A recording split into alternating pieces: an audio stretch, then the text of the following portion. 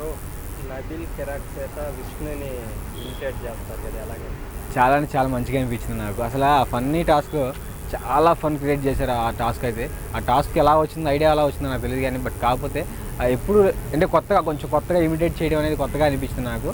So అంతకుముందు ఉన్నాయా అవి కొంచెం ఉన్నాయి కానీ అవి అంతకుముందు సీజన్లో చూసుకుని అది పెద్దగా ఇంట్రెస్ట్ అనిపిస్తుంది. బట్ ఇది మాత్రం చాలా అంటే చాలా ఇంట్రెస్టింగ్ ఉంది.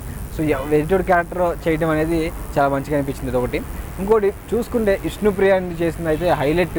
విష్ణుప్రియ ఆడటం కానీ, నైనికా చేసి వచ్చి మధ్యలో వచ్చి సరవడం కానీ సో హైలైట్ అనిపించింది. సీత చేసింది సార్ అదైతే వేరే లెవెల్ అంటే వేరే లెవెల్ అనిపించింది. సో ప్రతిదీ అంటే పృథ్వీ మీద ఇంట్రెస్ట్ని చూపించడం, తను ఆడి దోశ గురించి ఏడిపించడం అది అయితే ఇంకా వేరే లెవెల్ అనిపిస్తుంది అన్నమాట. దోశ గొడవ గురించి కూడా కామెడీ చేయడం.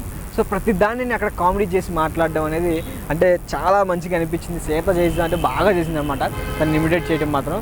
సో నార్మల్గా అయితే సీత అంత ఫన్ క్రియేట్ చేస్తాను ఎప్పుడు సీరియస్ లుక్కే చూసాను సీతలో. బట్ కాకపోతే అంటే విష్ణుప్రియని అంతలా ఇమిటేట్ చేయడం అంటే వేరే లెవెల్ అనిపించింది. చాలా అంటే చాలా బాగా నచ్చింది.